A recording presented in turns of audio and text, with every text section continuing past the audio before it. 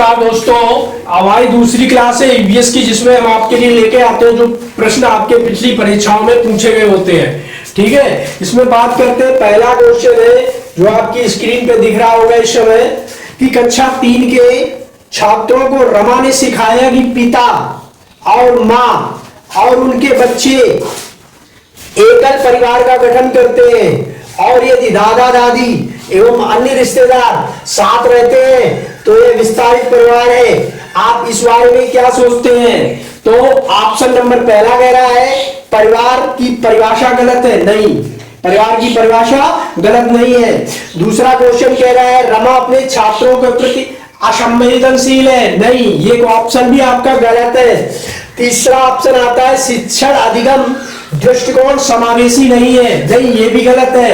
चौथा ऑप्शन हमारा कह रहा है कि परिवार की अवधारणा को इसी तरह समझाना चाहिए। बिल्कुल सही बात है, परिवार की अवधारणा को इसी तरह समझाना चाहिए। और हमारे कोर्स में आश्रय और परिवार नाम का एक चैप्टर है, जिसे आप लोग देखो। ये चैप्टर का नाम है आश्रय और परिवार।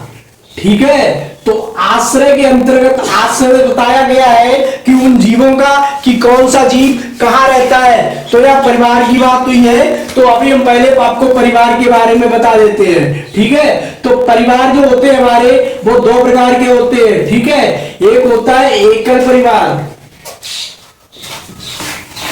और दूसरा होता है संयुक्त परिवार। ठीक है दोस्तों, परिवार दो प्रकार के परिभाषित किए गए, एक होता है एकल परिवार और दूसरा होता है संयुक्त परिवार। तो एकल परिवार में कौन कौन आते हैं? एकल परिवार में माता पिता, उनके बच्चे, माता पिता व उनके बच्चे आते हैं। ठीक है, एकल परिवार में सिर्फ इतना ही होता है कि माता पिता रहते हैं और उनके बच्चे रहते हैं। ठीक है, अब संयुक्त परिवार की बात करें तो इसमें कौन से आते हैं? दादा दादी, दादा दादी, चाचा चाची, और अगर बड़े हैं तो ताऊ ताई, ताई को हम बड़ी माँ भी बोलते हैं, बड़ी माँ बोल सकते हो। ठीक है, और कौन हो गया? बुआ। ठीक है, दादा दादी, ताऊ, बुआ, बड़ा, और उसके बाद लास्ट में जो माता पिता तो होंगे ही, बच्चे के माता पिता व बच्चे। तो ये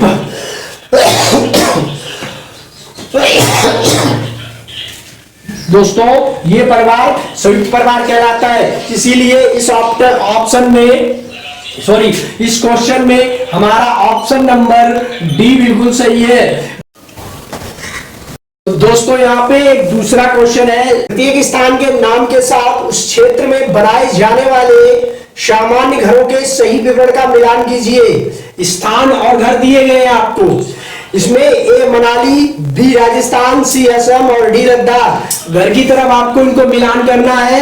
तो देखो क्या होता है, मनाली में घर कैसे बनते हैं दोस्तों? मनाली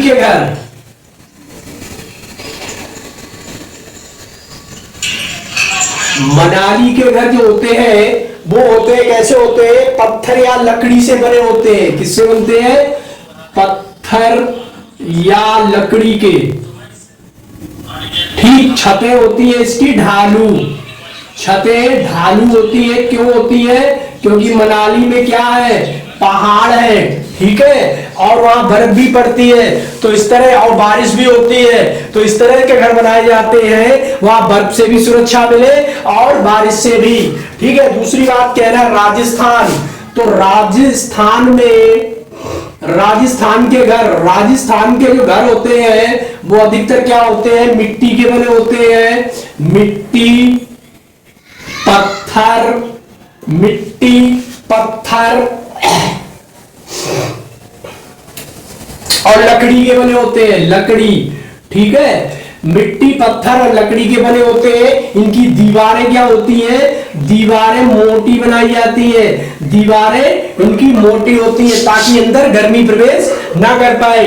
दूसरा कह रहा है यहाँ पे, दूसरा बात है असम। असम के घर कैसे होते हैं? तो असम के घर की बात करें तो असम में क्या होता है दोस्तों, बारिश होती है तो यहाँ पे घर जो बनाते हैं ये लोग बांस के घर बनाते हैं। बांस के घर कहां पे? जमीन से थोड़ा ऊपर, जमीन से थोड़ा ऊपर बनाते हैं। ठीक है। अब चौथी बात हमारी रह गई है लेह लद्दाख की। तो लेह लद्दाख में सबसे ज्यादा क्या पड़ती है? बर्फ पड़ती है, सबसे ज्यादा बर्फ पड़ती है। ठीक, तो यहाँ के घर इस हिसाब से बनाए जाते हैं, यहाँ की छतें ढालू होती हैं और घर जो है घर भी पत्थर लकड़ी से बनाए जाते हैं ताकि बर्फ से क्या मिल सके, हमें सुरक्षा मिल सके। समझ में आई? और अगर बात करें तो पत्थर या लकड़ी के घर लद्दाख में होते हैं, पत्थर या लकड़ी के सबसे ज्यादा बर्फ पड़ती है, यहाँ भी पत्थर और लकड़ी के घर बनाए जाते हैं। तो यहाँ पे हमारा ऑप्शन नंबर जो ऑप्शन है हमने आपको सारे बता दिए, तो ऑप्शन नंबर 3 आपका सही है। ठीक है, तो यहीं पे तुरंत हम लेते हैं एक दूसरा क्वेश्चन जो कह रहा है, स्क्रीन पे आया है कि निम्नलिखित में से कौन सा पक्षी कैक्टस पौधे के कांटों के बीच अपना घोंसला बनाता है? तो बिल्कुल बहुत सरल है। फाक्टा पक्षी के बारे में हमने आपको बताया था। फाक्टा पक्षी कैक्टस पौधे के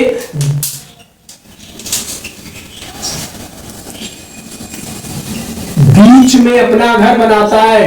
ठीक है, तो इसका ऑप्शन नंबर आपको डी मिल गया। दूसरा क्वेश्चन पढ़ते हैं। परिवार एक इकाई होता है जिसमें माता पिता उनके 2 बच्चे होते हैं। यह कथन सही है कि गलत है, इस बात पे चर्चा करेंगे। पहला ऑप्शन कह रहा है सही नहीं है, क्योंकि इस कथन से यह स्पष्ट करना चाहिए कि बच्चे जैविक होते हैं। चलो दूसरा क्वेश्चन देखते हैं। सही नहीं है क्योंकि परिवार कई प्रकार के होते हैं, परिवार का केवल एक ही प्रकार में वर्गीकरण नहीं किया जा सकता है। ये कथन जो है आपका पर सही है। ठीक है, अगला कह रहा है सत्य है क्योंकि ये किसी आदर्श परिवार का आकार है। सत्य है क्योंकि सभी भारतीय परिवार इसी प्रकार रहते। नहीं, परिवार कई प्रकार के हो सकते हैं, हमने आपको बताया एकल परिवार और संयुक्त परिवार। तो यहाँ पे जो ऑप्शन नंबर हमारा दिख रहा है तो बी पार्ट आपका बिल्कुल सही है। यहाँ पे अब बढ़ते हैं दूसरी तरफ। जो हमारा क्वेश्चन नंबर है बहुत ही इंपॉर्टेंट। ठीक, एक पुरुष है जिसका रक्त समूह O है, एक ए रक्त समूह वाली स्त्री से शादी करता है, उसके बच्चे के रक्त समूह O होने की संभावना कितनी है? कह रहा है 50% है, 100% है, 25% है या 75% है। तो दोस्तों हम आपको पिछली क्लास में बताए थे कि रक्त समूह तो रक्त समूह 4 प्रकार के होते हैं।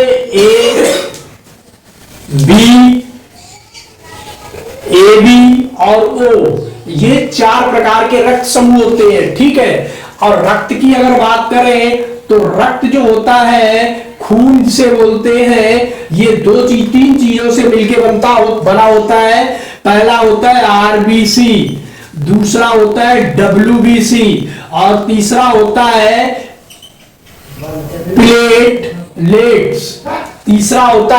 प्लेटलेट्स। ठीक है, तो हमारा खून 3 चीजों बनता है। आरबीसी मतलब रेड ब्लड सेल और डब्ल्यूबीसी मतलब व्हाइट ब्लड सेल और तीसरी होती है प्लेटलेट्स। ठीक है, तो इन तीनों चीजों के मिलकर बनता है रक्त। अब रक्त समूह 4 प्रकार का होता है, हमने आपको बताया था। कार्ल लैंडस्टीनर ने इसकी क्या की थी? खोज की थी। अब अगर बात कह रहा है क्वेश्चन के हिसाब से, तो क्वेश्चन की भी मान लेते हैं। देखो अब कौन कौन रक्त समूह से किस किस तरह के बच्चे। देखो अगर यहां पे ये हो गई हमारी मां, ये हो गई मां या माता पिता, लिखो माता पिता, और दूसरा हो गया, तीसरी चीज हो गई हमारा बच्चा। ठीक है दोस्तों, तो अगर माता का ओ है, देखते जाइए यहां पे, बड़ा मजेदार है, आपको कभी भूलोगे नहीं। माता का ओ है और पिता का भी ओ है, तो बच्चे का 100% ओ होगा। बच्चा का जो ब्लड है वो 100% क्या होगा, ब्लड ग्रुप ओ होगा। ठीक, अब दूसरी बात कह रहा है कि अगर मां का ओ है और पिता का ए है, तो बच्चे का ब्लड ग्रुप क्या होगा। देखो भाई, तो ओ अब 50% ओ हो सकता है और 50% ए हो सकता है।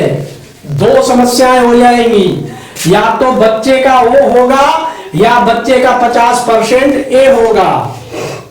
और अगर मां का ओ है और यहां पे बच्चे का बी है, मां का ओ है और बच्चे का बी है, अरे सॉरी पिताजी का बी है, तो बच्चे का क्या होगा, वही कंडीशन, ओ होगा 50% और हमारा बी होगा 50%। ठीक है, और अगर बात करें माता का ओ है और बच्चे का ए बी है, तब क्या होगा, अब कंडीशन बट जाएगी। तो यहां पे ए होगा दोस्त 50% और बी भी होगा 50%। अगर माता का ओ है, पिता का ब्लड ग्रुप ए बी है, तो बच्चा का या तो ए हो सकता है या बी हो सकता है। ठीक है, या ए हो सकता है या बी हो सकता है। और अगर वो हमसे कह दे कि मां का भी ए है और पिता का भी ए है, तो बच्चे का क्या होगा, तो बच्चे का ए ब्लड ग्रुप होगा 66%। 66% चांस है कि बच्चे का ब्लड ग्रुप ए होगा और 33% चांस है कि बच्चे का ब्लड ग्रुप ओ होगा। क्या होगा, ओ। ठीक, और अगर मां का ए है और पिता का बी है, तो कई कंडीशन में पट जाएगा। किसमें, ए 25%, बी 25%, ओ 25% और ए बी, ये भी आपका 25% हो जाएगा, यानी कि चारों हो सकते हैं। ठीक, अगर मां का ए है, पिता का बी है, तो ए हो सकता है बच्चे का 25%, बी हो सकता है 25%, ओ हो सकता है या ए भी हो सकता है। और अगर बात करें कि माता का जो है, माता का ब्लड ग्रुप ए है और पिता का ए भी है। ठीक है, माता का ए है, पिता का ए भी है, तो किसमें बटेगा, तो 33% ए 33% बी। ए होगा 33%, बी होगा 33% और जो बाकी बचा है वो ए बी होगा आपका 33%। 33% ए बी होगा। ठीक है, अब अगर बात करें, अगर माता का बी है और पिता का भी बी है, माता का भी बी है और पिता का भी बी है, तब क्या कंडीशन होगी, तब बी 66% चांस है बच्चे के और ए 66% चांस है, सॉरी ओ के चांस है यहां पे 33%। ठीक, अब एक कंडीशन और बची है कि अगर बी माता का है और पिता का ए बी है, पिता का कितना है, ए बी है, तब बच्चे का ब्लड ग्रुप क्या होगा, ये होगा ए 33%, फिर बी 33% और ए बी या ए बी हो सकता है 33%। ये तीन चांस यहां पे बनते हैं अगर बी है माता का और ए बी है पिता का। ठीक है, तो अब आपको इस क्वेश्चन जो हमने दिया था पीछे वो आपको जरूर समझ में आया होगा। तो अब उस क्वेश्चन को देखो क्या कह रहा है कि पुरुष जिसका रक्त समूह O है, पुरुष रक्त समूह O है और ए रक्त समूह वाली औरत से शादी करता है, ए रक्त समूह वाली औरत से शादी करता है, तो क्या होगा? O है और A, O और A का मिश्रण जो है दोस्तों वो हमारा 50-50 हो जाता है। कितना हो जाता है? 50-50। तो 50% चांस है बालक के कि हो सकता है या 50% चांस है बालक के कि ए हो सकता है। ये आपको ब्लड ग्रुप का पूरा चीज समझ में आ गया। तो जिस पुरुष का रक्त समूह O है और वो ए रक्त समूह वाली स्त्री से शादी करता है तो उसके पहले बच्चे के रक्त समूह के O होने की पूरी संभावना है। ठीक है, तो ये पूरा चार्ट आप स्क्रीनशॉट ले लीजिए। भारत में बाल विवाह निरोध अधिनियम कब हुआ था पारित? तो ये बाल विवाह अधिनियम वर्ष 2006 में बना और 2007 में पारित किया गया। क्या कि भारत में बाल विवाह नहीं होगा और जिनकी आयु निर्धारित कर दी गई, क्या निर्धारित कर दी गई? भारत में लड़की की आयु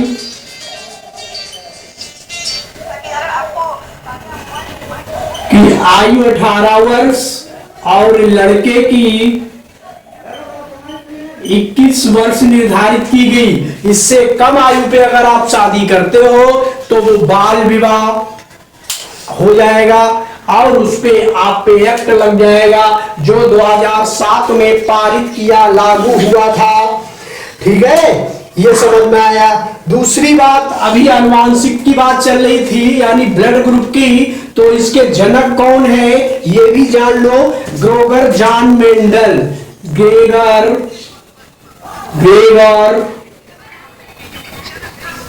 John Mendel, Gregor John Mendel थे। इन्होंने आनुवांशिकता की खोज की थी और कब की थी? ठीक है, इन्हें आनुवांशिकता का क्या बोलते हैं? जनक बोलते हैं। आनुवांशिकता